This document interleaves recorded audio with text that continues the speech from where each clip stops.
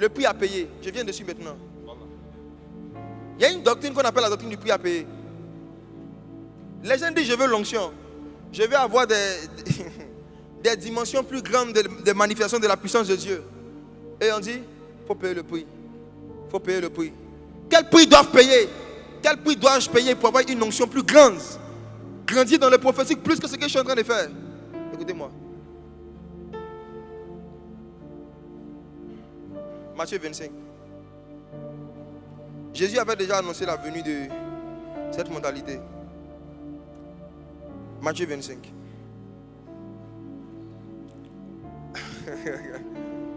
Lis s'il te plaît à partir du verset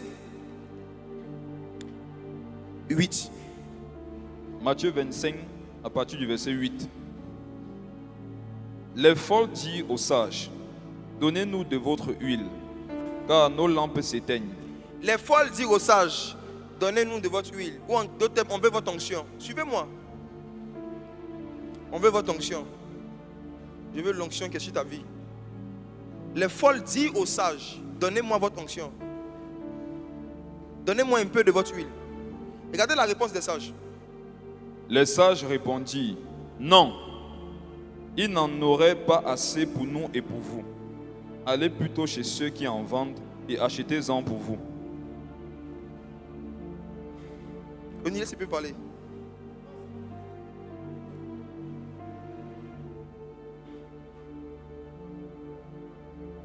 Jésus est en train de dire qu'à l'approche de sa venue, l'une des folies qui va rentrer dans l'église,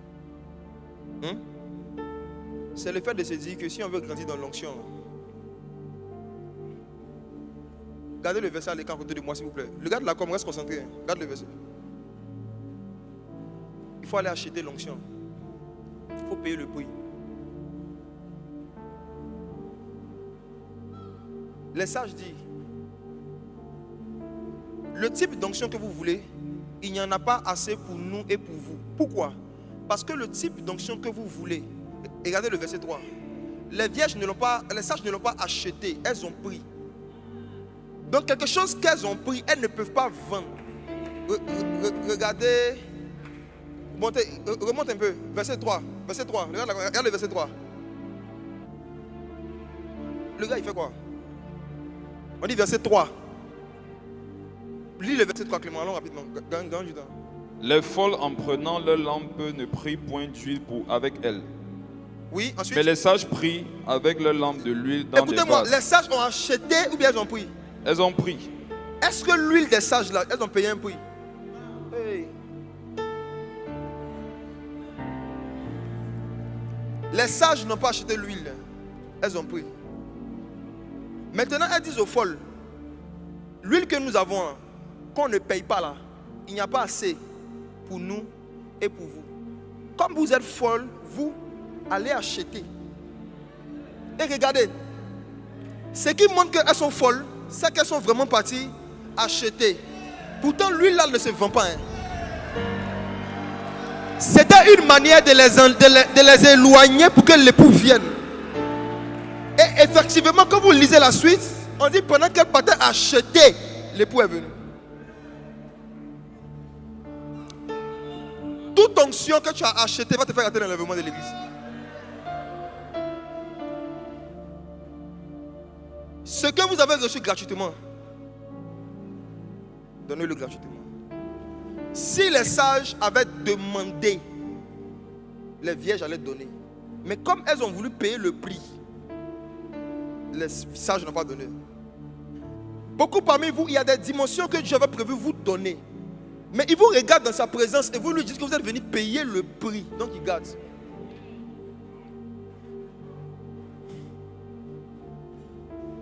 Il y a des dimensions prophétiques là. Dieu avait prévu te donner. Mais parce que dans ton cœur, tu as vu ça comme un salaire, pas comme une grâce. Tu as attristé l'esprit de grâce. Et comme l'esprit de grâce est attristé, pour ne pas te mettre sur un chemin qui va te faire croire que ce que tu vas manifester est le fruit de ta vie de consécration, il ne te donne pas. Et ce qui va t'arriver, dans les périodes où tu seras le moins consacré, c'est là que tu vas voir que la grâce va se manifester plus. Tout le monde a déjà vécu ça. Regarde, vous allez voir, ceux qui sont dans le ministère, il n'y a pas ceux qui sont dans le ministère. Est-ce qu'il t'est jamais arrivé d'être dans une période où tu n'arrives pas à prier et à méditer comme avant, mais il y a un cas qui se passe et puis tu manifestes l'onction, toi-même tu es étonné. Qui a que ça déjà arrivé? L'une des façons dont le diable dans les mouvements de réveil tue l'esprit de grâce, c'est envoyer l'esprit de payer l'huile.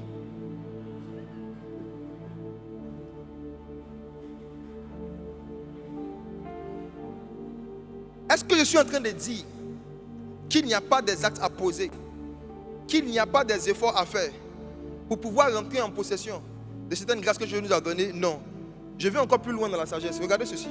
Un homme décide d'offrir une voiture à sa femme. L'homme prend la clé de la voiture. Sa femme habite au 3e étage sur un immeuble. L'homme monte jusqu'au 3e étage. Il donne la clé à sa femme. Et il lui dit, je t'offre une voiture. Besoin d'une clé de voiture. Bon, n'importe quelle clé, donnez-moi une clé. C'est juste faire une illustration. Moïse, regarde. Reste là. Prends ça. Voici la voiture. Suivez bien mon illustration, s'il vous plaît. Voici la voiture en question, ok? Ok. Tiens. Va offrir la clé à la soeur qui est là-bas, Nikita. C'est prophétique, hein?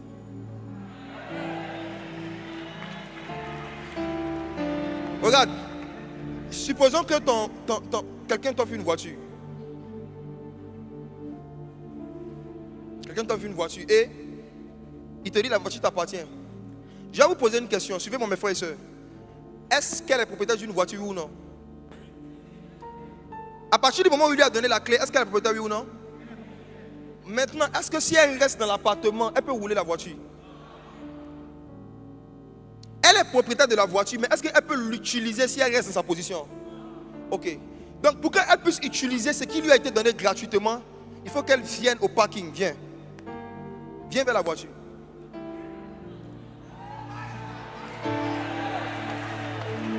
Ah, c'est des démarches de propriétaire même. Regarde. Voici la soeur maintenant. Elle est sortie de la maison. Elle est venue vers la voiture. Et quelqu'un lui demande, comment tu as fait pour avoir la voiture? J'ai payé un prix. Non, attends. Il faut répondre comme les chrétiens évangéliques. Comment tu as fait pour avoir ça? J'ai payé durement le prix.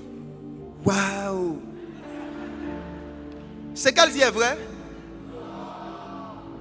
Ce qu'elle dit est vrai? Suivez, hein? Suivez bien. Maintenant, je vais vous poser une question. Est-ce que le fait de quitter son appartement, venir jusqu'au parking, ce n'est pas un effort?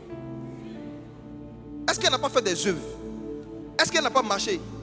Donc si je demande à la soeur, quel est le prix que tu as payé? Et puis elle répond, j'ai juste marché. est-ce que le fait de marcher de son appartement à la maison, c'est payer un prix? Voici. La voiture en question, c'est l'onction et ses manifestations. Jésus nous a donné ça gratuitement par son sang à la croix.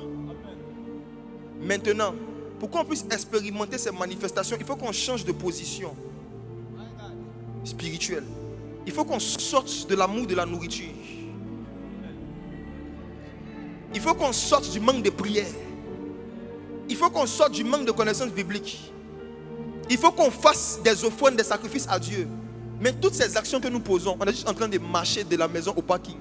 Ce ne sont pas les actions qui nous donnent la voiture. On pose les actions pour expérimenter ce qui nous a été donné gratuitement. Donc dire aux gens que c'est parce qu'on a fait ça, qu'on a ça, on est en train d'offenser celui qui a fait le don. Tu peux t'asseoir.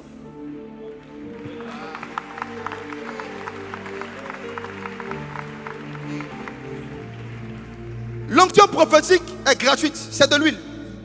Jésus nous donne de l'huile gratuitement, ça ne se vend pas, ça se prend. Mais pour prendre là, il faut marcher.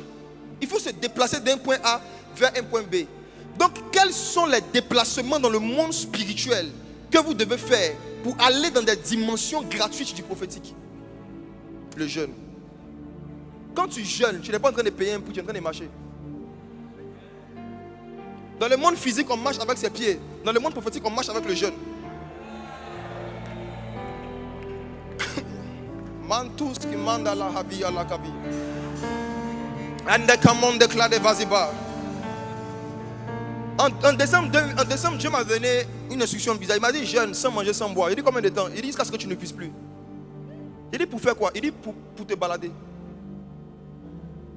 Je n'avais pas compris. Dieu me dit de ne pas manger, de ne pas boire. Il dit pour faire quoi? Il dit pour me balader. Je n'ai pas compris. Mais quand j'ai obéi, je suis arrivé à l'église un jour, un culte ordinaire. Je regarde les gens et j'ai l'impression que je navigue dans le monde spirituel. J'ai compris la balade dont il parlait. Quand Dieu te dit de jeûner, de prier, de faire certaines choses, ce n'est pas pour payer un prix. Parce que le prix de l'huile, c'est le sang. Le prix de l'huile, c'est le sang. Dis avec moi, le prix de l'huile. Le prix de l'huile, c'est le sang. C'est le sang de Jésus. Le sang de Jésus. C'est pourquoi un nouveau converti peut manifester certains dons alors qu'il n'a pas payé des prix. Moïse, il a fait des miracles en Égypte alors qu'il n'avait jamais jeûné. C'est quand il est sorti d'Égypte après avoir fait le miracle qu'il a jeûné 40 jours, une fois. Donc ce n'était pas le jeûne là qui a payé un prix. Il y en a qui ont maigri pour rien, ils se sont affligés. Parce qu'ils voulaient acheter l'huile. Ils voulaient acheter l'huile. Et ils disent à Dieu, Seigneur, je jeûne, je fais tout. Regarde, c'est parce que tu jeûnes même que tu n'es pas loin. Parfois quand Dieu veut tout, il dit, il faut manger. Mange. Ceux qui ont suivi la veillée, je vous ai montré un verset dans Exode où la Bible dit que Dieu a pris Moïse et les anciens d'Israël. Il les a emmenés sur la montagne pour manger. Dieu a dit aux anciens d'Israël, allez en retraite pour manger. Il ne veut pas quelqu'un jeûner là-bas. Vous connaissez le verset, ça va vous aider aussi. Ce n'est pas le jeûne en lui-même qui est quelque chose, c'est l'obéissance à une instruction. Et tu peux être dans une saison où Dieu te dit de ne pas jeûner beaucoup, parce qu'il ne veut pas que ton cœur pense que ce qui va se manifester dans les jours à venir, là, tu fasses un lien entre ça et ton jeûne. Un chrétien qui ne jeûne régulièrement que lorsqu'il doit faire des programmes est comme une femme qui ne se brosse pas, qui ne se lave pas, seulement qu'elle doit aller au restaurant. On ne se lave pas pour aller au restaurant, on se lave pour être propre. Donc quelqu'un qui ne se lave jamais, qui attend seulement quand il doit aller au restaurant pour se laver, il est sale. Quelqu'un qui ne jeûne jamais, qui ne jeûne que quand il y a conférence, là, tu n'es pas consacré, tu es distrait. Le jeûne là, c'est censé être une vie, pas un programme. Laissons ce verset là. Avançons, je vais avancer. Il vient de voir l'heure, il me reste beaucoup de temps. Dieu a emmené Moïse sur la montagne. Samuel retrouve la référence d'Exode. Vous allez me donner, juste donner à ceux qui ne savent pas.